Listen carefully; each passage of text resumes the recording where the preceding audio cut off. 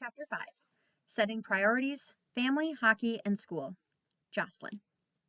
Hockey was always our number one priority, but once the season ended, we turned to our other passion, soccer. As 13-year-old seventh graders, we asked to play on our local high school's team, an idea that would have seemed unrealistic to most girls our age.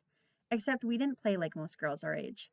The coach at Red River High said no, but the coach at his crosstown rival, Central High School, invited us to try out.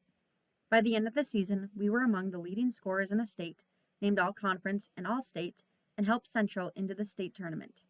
Our packed days were carefully choreographed to let us fit in all of our activities.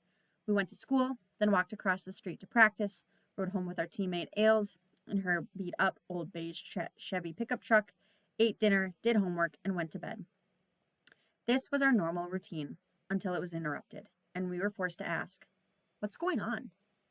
I remember the day. We were playing West Fargo, and our mom told us that morning that my dad, my brothers, and she would be there to watch. This wasn't unusual. Even though all of our schedules were equally packed, we always tried to show up for each other's games when we could. But when I ran across the soccer field on a beautiful spring day, I noticed that Jacques was not there with the rest of our family. That got my attention. After the game, we got in the van, and our mom explained that Jacques was in the hospital. When we asked why, she said he was sad and needed help. The somber tone of her voice indicated there was more to the story than Jacques being sad. And indeed, although Monique and I wouldn't know the details for another year and a half, Jacques was suffering from severe depression. A few days later, our entire family visited him in the hospital. Bristling with anger and eager to get out, he clearly wasn't himself. We knew Jacques was a perfectionist. We could only guess that he felt so out of control of his life and so low, even desperate, and he hated it. Obviously, something was very wrong. Seeing him like that and in that sterile clinical setting unsettled us. After 8 days of treatment and observation, though, he returned home and appeared to slip back into his own routine, albeit one carefully monitored by our parents, while we returned to ours. Nothing was discussed in front of us. We were only in the 7th grade, so we really didn't understand everything that was going on. At the time, we didn't even know what anyone else in the family knew. Monique. Jocelyn and I always had each other. We always looked out for each other. It was always about we, the two of us. It was never about me, either one of us. As our grandmother once said, 2 are better than 1. We never knew any different. We were fast on our feet and blessed in so many ways, but we were also taught that there were times when it was necessary to slow down and pay attention to those who struggled and needed help. Once again, Mom put it best. When the kids played team sports, who to root for was easy, the team we played on. But when Jocelyn and I ran cross country, Mom always rooted for the one behind, the slower of the 2 of us, which basically meant she was cheering for me since Jocelyn was faster. And when our brothers swam against each other in meets or played against each other in tournaments, she told us, "I cheer for the one behind." She applied that simple but profound philosophy to everything, not just the sports we played, and we grew up doing the same thing, cheering for the one behind. In 6th grade, I sat next to a boy with Down syndrome. His name was Justin, and he was a good-natured kid who did his very best to keep up. Occasionally, his needs distracted him or led to behaviors that needed to be addressed. They didn't cause major interruptions to the class or slow anybody down, but they were enough to deal Justin a tough hand during the day's most difficult period, lunchtime. The entire 6th grade had lunch at the same time. We sat at large, round tables of 10, and Justin was usually at a table by himself. It was sad. It also struck me as unnecessary. One day I realized that I could do something to change that situation. Between periods, I walked over to my classmate and was met by a look of curiosity that quickly turned into a friendly smile. "Hey, Justin," I said. "Do you want to come sit with Jocelyn and me at lunch?" He nodded. "Yeah, I'll come sit with you." He sat with us every day, Justin and 9 girls. He showed up early and waited for all of us to arrive. We even made sure he ate all of his food. Gradually, he became a little bit more outgoing at the lunch table. He participated more in class. Our classmates also did a better job of including him, even inviting him to sit at their lunch tables. Any barriers or fears that existed before disappeared and were replaced by inclusion and friendship. I didn't think anything of it, and neither did Jocelyn. Being friendly and reaching out to a classmate who was being left out was just the way we were raised. We never mentioned it to Mom and Dad, so we were sort of surprised when our teacher sent a note to our parents expressing her appreciation for our kindness. The best part of the note was our teacher's observation that we had made a big difference in Justin's life. That's the ultimate benefit and joy of cheering and advocating for anyone who is being left behind. Jocelyn. As we entered 8th grade, I had a boyfriend named Kieran.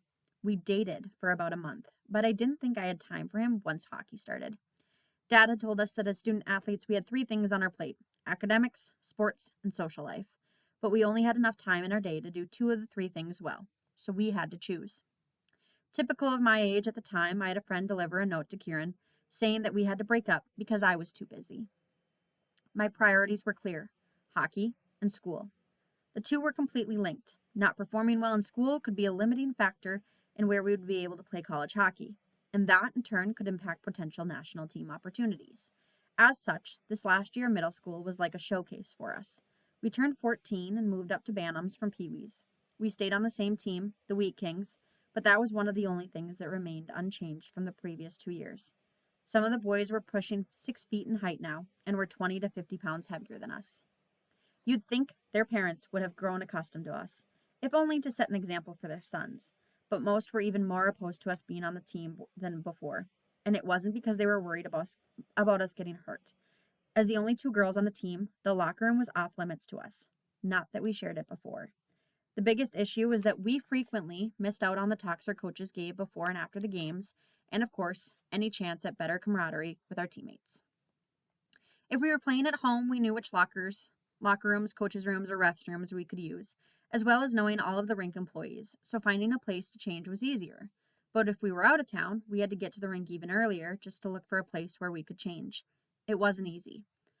Often the rinks had only 4 locker rooms, and all of them would be occupied if there were back-to-back games. When that was the case, Monique and I took turns looking for the rink manager to help us find a spare locker room or unlock a ref's or coach's room. More often than not, we searched for a restroom. On the ice, we faced other challenges.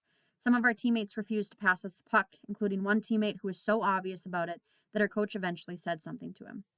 One dad yelled at Monique from the stands to pass every time she touched the puck. His heckling reached the point where one of our teammates' stepdad actually spoke to him and told him to stop. Then there was a game early in the season where Monique and a player from the opposing team slammed into each other in the neutral zone after a play was called dead. As they faced off, Monique felt someone grab her shoulder from behind and shove her. It was one of our teammates. "Did that really happen?" she asked me, shocked. Some of the boys took runs at us just because we were girls.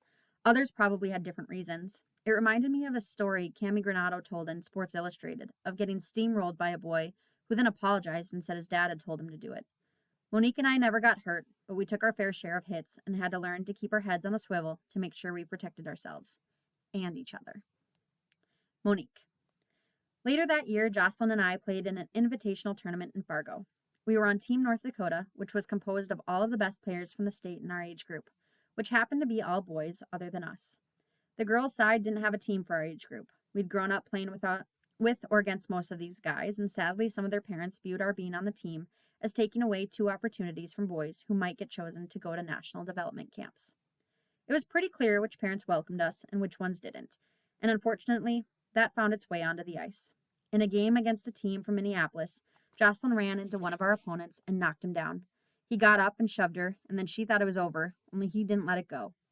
Early in the third period, they collided again, and he found more opportunities to push her after play continued. Soon another player joined in and punched Jocelyn. All of a sudden, it was 2 against 1. As soon as I saw the situation, I flew in from the blue line and joined in. If you picked on one of us, you had to deal with both of us. Right away, the Minneapolis goalie jumped into the fray. And our teammates? They were in the vicinity, sort of, watching. It never sat well with us that our teammates just stood there. There is a code on the ice. You always jump into the mix with your teammates. You make sure it's even. This one wasn't. Our coach kept us on the bench the rest of the game. It was the first and only time a coach hasn't put us back on the ice for our own safety. I still remember sitting on the bench fuming and thinking we could handle ourselves without realizing the coach sat us for our own good.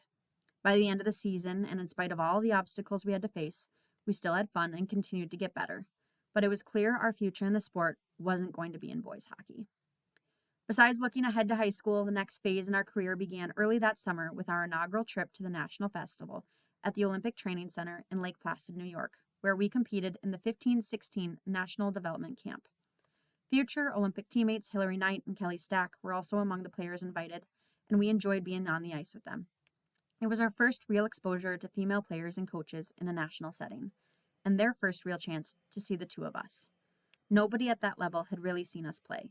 Nobody really knew who we were. That changed quickly. In the last game, Jocelyn sped down the ice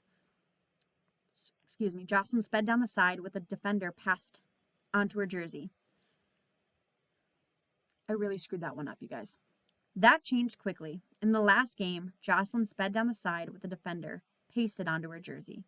Without ever letting up, she pulled the puck into her feet, flipped it over the other girl's stick, then cut to the middle, shot, and scored.